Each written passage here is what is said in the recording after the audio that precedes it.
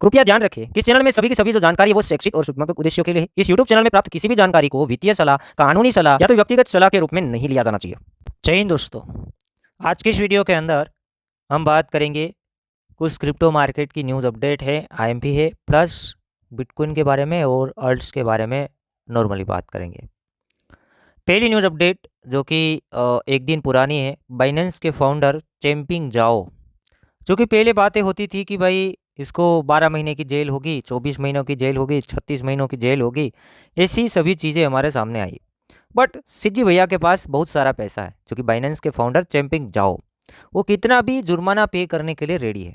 ठीक है, अब अगेन कल के दिन न्यूज़ आती है कि अब सिज्जी चैंपिंग जाओ को 4 महीने की जेल होगी और एंटी मनी लॉन्ड्रिंग का कानून का उल्लंघन करने के लिए उसे सजा के साथ 36 करोड़ रुपए का जुर्माना भी लग गया। अब वो 36 करोड़ रुपए देने के लिए रेडी है, क्योंकि क्रिप्टो का किंग भी हम बोल सकते हैं बाइनेंस, और बाइनेंस के ये फाउंडर चैंपिंग जाओ ने काफ़ी चेंजेस भी किया है क्रिप्टो मार्केट के अंदर, क्रिप्टो मार्केट को इम्प्रूवमेंट भी किया है। कोई एक चेंजेस अगर गलत कर रहे तो उसके अगेंस्ट में आवाज़ भी उठाया है। ऐसे तो चैंपिंग जाओ अच्छे थे बट एक वेल थे, ठीक है। इसने मनी लॉन्ड्रिंग किया और बहुत पैसा होने के कारण 4 महीने की जेल हुई और इतना उसको जुर्माना लगा है। नेक्स्ट, अब कल शाम को न्यूज़ आई अमेरिकन एफओएमसी की तरफ से, क्योंकि कल था एफओएमसी का मीटिंग और वो मीटिंग के अंदर एक बात तय करनी थी कि क्या अमेरिका के अंदर इन्फ्लेशन काबू में आया, और ख़ासकर एफओएमसी का जो मकसद है इन्फ्लेशन को काबू में लाना और रेट को बढ़ाना और घटाना उसका काम है। इन्फ्लेशन के हिसाब से वो लोग फेड रेट को बढ़ाते हैं और कटौती करते हैं। तो इस बार क्या हुआ, तो रात के 11:30 बजे ये न्यूज़ हमारे सामने आती है, इंडियन टाइम न्यूज़ आते ही हमने ट्विटर के अंदर पोस्ट किया और टेलीग्राम के अंदर पोस्ट किया, जो कि वीडियो अर्जेंटली बनाना मुश्किल होता है। तो आपको ये सोशल मीडिया प्लेटफॉर्म के अंदर हमारे साथ जुड़ना चाहिए ताकि तुरंत आपके पास अपडेट आ जाए। फेडरल रिजर्व ने इंटरेस्ट रेट को हाइक भी नहीं किया और घटाया भी नहीं, पॉज कर दिया। मतलब कि जो रेट पहले था वहीं का वहीं रेट रख दिया, 5.25% टू 5.5%। आप कहेंगे इसमें क्या। अब मेरे भाई, अमेरिका के अंदर नॉर्मली आप हिस्ट्री को चेकआउट करना, कोरोना के बाद अमेरिका के अंदर 1% रेट था। 1% रेट मतलब कि अमेरिकन लोगों को 1%, 1.5% ब्याज दर के ऊपर लोन मिल जाते थे। आज की तारीख में ये रेट है 6%, 7% के ऊपर अमेरिकन लोगों को लोन मिल रहा होगा। तो पहले के कंपैरिजन में लोन काफ़ी महंगे मिल रहे हैं। और ये रेट इतना ज़्यादा क्यों बढ़ गया, क्योंकि 2022 और 23 के अंदर अमेरिका के अंदर महंगाई का दर बढ़ गया था। उसे काबू में लाने के लिए फेडरल रिजर्व क्या करता है, इंटरेस्ट रेट मतलब लोन का जो रेट है वो बढ़ा देते हैं, ताकि जो महंगाई दर बढ़ा है, बड़े बड़े लोगों के पास पैसा चला गया है, वो पैसा वापस खींचा जा सके। रेट बढ़ाया जाएगा तो सिंपल बात है, बड़े बड़े अमेरिकन जो लोग हैं, कहीं भी पैसा इन्वेस्ट किया होगा मार्केट के अंदर, शेयर मार्केट हो, क्रिप्टो मार्केट हो, या तो गोल्ड के ऊपर हो, रियल वर्ल्ड एसेट के ऊपर हो, वहाँ से वो पैसा निकाल के बैंकों को लोन रीपे कर देंगे। इस तरीके से यहाँ पर इन लोगों ने धीरे धीरे करके इन्फ्लेशन को कंट्रोल किया। अब हमारे लिए क्या होगा मेरे भाई, ये रेट बढ़ेगा तो बड़े लोग मार्केट से पैसा निकालेंगे, पैसा निकालेंगे तो मार्केट सिंपल बात है गिरेगा। अब क्या हो रहा है, रेट बढ़ भी नहीं रहा है, घट भी नहीं रहा है, तो मार्केट भी स्टेबल चल रहा है। अगर रेट बढ़ता तो मार्केट गिरता। जैसे क्रिप्टो मार्केट में गिरावट आ रही है, स्टॉक मार्केट के अंदर भी गिरावट आ रही है, वो तो पहले से कंटिन्यू है, बट अभी इस न्यूज़ की वजह से उतना ज़्यादा कोई फ़र्क नहीं पड़ रहा है, स्टेबिलिटी दिख रहा है।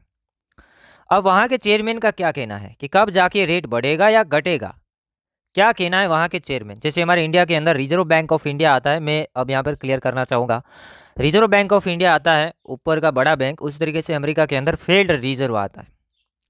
तो वहाँ फेडरल रिजर्व के चेयरमैन, जैसे हम यहाँ पर गवर्नर बोलते हैं कि आरबीआई के गवर्नर, तो वहाँ पे फेडरल रिजर्व के चेयरमैन बोला जाता है। ठीक है, वो क्या कहते हैं, अमेरिका के फेडरल रिजर्व के चेयरमैन, ये तस्वीर है इसका और इसका नेम है जेरोम पॉवेल। हमारे इंडिया के अंदर रिजर्व बैंक ऑफ इंडिया के गवर्नर है श्री शक्तिकांत दास, उसी तरीके से वहाँ अमेरिका के अंदर चेयरमैन बोला जाता है, इसका नेम है पॉवेल जी।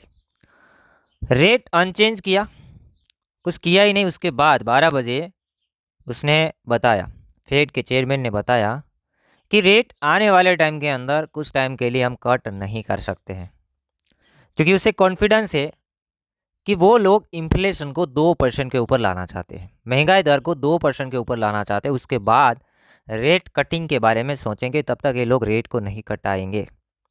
अगर इन्फ्लेशन बढ़ने की पॉसिबिलिटी बनी तो वो रेट बढ़ा सकते हैं, बट कटौती नहीं करेंगे जब तक इन्फ्लेशन 2% के ऊपर नहीं आता। अभी अमेरिका का इन्फ्लेशन है 3% से ज़्यादा। देखते हैं, महीने महीने में अपडेट आता रहेगा, हमें वो पड़ जाएगा कि रेट, ये जो इंटरेस्ट रेट है वो क्या इन्फ्लेशन डाटा है, क्या 2% के ऊपर आता है। अभी 3% से ज़्यादा है, ठीक है। 2% के ऊपर लाना है, 2% के ऊपर आएगा तो जो 5.25 टू 5.5% वाला जो रेट है, लोन का दर है, वो घटेगा जब 2% के ऊपर इन्फ्लेशन डाटा आ जाएगा। अब मुझे लगता है कि अभी कुछ भी हो, आने वाले 5-6 महीनों के अंदर रेट में कटौती स्टार्ट हो सकती है, जो कि मुझे ऐसा लग रहा है, और फिर मार्केट में ज़्यादा से ज़्यादा बुलिश मोमेंटम देखने को मिल सकता है। क्योंकि रेट में जब कटौती होगा ना, तब अमेरिकन लोग ज़्यादा से ज़्यादा लोन लेंगे। रेट जब घटेगा तब लोन सस्ता मिलेगा तो वो वहाँ से लोन उठाएंगे, फिर स्टॉक में डालेंगे, इधर क्रिप्टो में डालेंगे, गोल्ड में डालेंगे, सिल्वर में डालेंगे, हाउस में भी डाल सकते हैं, रियल वर्ल्ड एसेट के अंदर। तो इस तरीके से पैसा आता है मार्केट के अंदर, देखते हैं, ठीक है। आपको क्या लगता है कि रेट कब घटेगा? अब यहाँ पे हम डायरेक्ट बिटकॉइन को देखते हैं। दोस्तों, बिटकॉइन का प्राइस फिलहाल $57,500 के ऊपर ट्रेड कर रहा है, जो कि नीचे अभी गया था कल ही के दिन $56,500। यहाँ पर डेली टाइम फ्रेम के अंदर 100 EMA को बिटकॉइन ने ब्रेक डाउन किया है। ये लाइन देखे, हम ये सपोर्ट मान रहे थे और ये भी बता रहे थे कि नीचे कितना बड़ा वीक लग सकता है, वो हम देखेंगे। इससे पहले की बात करेंगे तो BTC ने इसी के ऊपर सपोर्ट लेकर बाउंस बैक लिया था $38,000। देखिए लाइन आप देख पा रहे होंगे 100 EMA, यहाँ से बाउंस बैक लेके मार्केट ऊपर गई थी, बट इस बार एक कैंडल ने ब्रेक डाउन किया है। क्लैरिटी के लिए आज का कैंडल भी देखेंगे कि कल का लोवेस्ट पॉइंट आज का कैंडल तोड़ पाता है या नहीं तोड़ पाता है, वो देखेंगे। और नेक्स्ट जो सपोर्ट एरिया आ रहा है $50,000 टू $52,000 के बीच में, देखेंगे ये एरिया होगा, जो कि हमें इसमें इंतज़ार की कोई बात नहीं है। बिटकॉइन के अलावा आप अल्ट कॉइन खरीद रहे, इथेरियम खरीद रहे, तो उसमें डॉलर कोस्ट एवरेज स्टार्ट कर सकते हैं, क्योंकि ओल्ड कॉइन इथेरियम काफ़ी हद तक गिरे हैं compare to BTC। Altcoin 70% तक गिर चुके हैं, तो उसमें डॉलर कोस्ट एवरेज आप स्टार्ट रख सकते हैं और इसमें नज़रिया बना सकते हैं कि भाई अभी ये चांस है कि $52,000 टू $50,000 ने एक सपोर्ट एरिया है। 1 बाय 1 हम सपोर्ट देखते जा रहे हैं, और ये मेजा सपोर्ट एरिया है, तो मे भी थोड़ा दूर से भी बाउंस बैक हो सकता है। इसलिए तो बोला 50 टू 52 $53,000 ये सभी एरियाज होगा, इसी के बीच में कोई एरियाज होगा जो कि इसके ऊपर वीक के चांसेस है। यहाँ से $4,000 $5,000 और, ठीक है, बट चांस है, ये मार्केट है, जब ज़्यादा लोग बेरिश बन जाएंगे वहाँ से ही मार्केट बाउंस बैक हो सकता है। ऑलरेडी बिटकॉइन का होविंग हो चुका है, तो अभी मैं फ्यूचर ट्रेड के लिए ज़रा सा भी रिकमेंड नहीं करूँगा, जो कि फ्यूचर ट्रेड करेंगे जब मार्केट थोड़ा बुलिश बनेगा, उसके बाद हम फ्यूचर ट्रेड के बारे में सोचेंगे, और ऐसा हो तो हम कुछ आपको इंडिकेशन भी टेलीग्राम के अंदर प्रोवाइड करेंगे। बाकी जितना नीचे जाए आपके लिए और फ़ायदा है अल्ट्स के अंदर। अल्ट्स काफ़ी हद तक गिर चुके हैं, तो अल्ट्स को अच्छे खासे अल्ट्स जो कि जिसके अच्छे खासे यूज़ केस, ऑलरेडी एक नया लिस्ट शेयर किया है, पहले भी काफ़ी लिस्ट शेयर कर चुके हैं, उसे आप देख सकते हैं, अपने हिसाब से जांच करके अल्ट के अंदर डॉलर कोस्ट एवरेज बना सकते हैं। और बिटकॉइन खरीदना चाहो तो बिटकॉइन आप कहीं भी खरीद सकते हैं, अगर लॉन्ग टर्म का प्लानिंग है, कहीं भी बिटकॉइन आप एवरेज कर सकते हैं। जहीं कहीं बिटकॉइन 10 से 20% करेक्शन ले, वहाँ आप बिटकॉइन खरीद सकते हैं। अभी की हालात देखो, हाई से 20% से ज़्यादा बिटकॉइन गिर चुका है, तो यहाँ पे आप एक आध एवरेज बना सकते हैं। अब इसी के साथ मैंने अल्ट की भी बात कर दी कि भाई अल्ट में मौका है, ठीक है, धीरे धीरे बाइंग बना सकते हैं, स्टॉप लॉस के साथ भी कर सकते हैं। जो रिस्की ट्रेडर हैं वो बिना स्टॉप लॉस के काम कर सकते हैं स्पोर्ट के अंदर, ना ही तो फ्यूचर्स, ठीक है। बाकी क्रिप्टो मार्केट हाई रिस्क की हाई वोलेटाइल मार्केट है। स्टार्टिंग में भी डिस्क्लेमर दिया, लास्ट में भी डिस्क्लेमर दे रहा हूँ कि भाई कोई पर्सनल कॉइन को मत पकड़ना।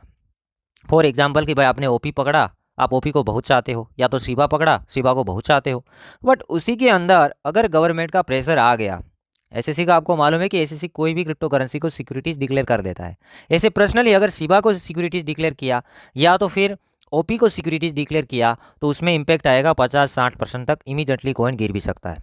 तो भाई रिस्की है, अभी अनरेगुलेटेड मार्केट है और डिसेंट्रलाइज मार्केट, इसके अंदर कुछ भी हो सकता है। जो कि ज़्यादा डिसेंट्रलाइजेशन आप होना चाहते हैं तो बिटकॉइन को पकड़ो, बिटकॉइन में कुछ भी हो जाए, थोड़े टाइम बेरिश ले ले, बट वो रिकवर हो जाता है, लास्ट 10 सालों से हम देख रहे हैं।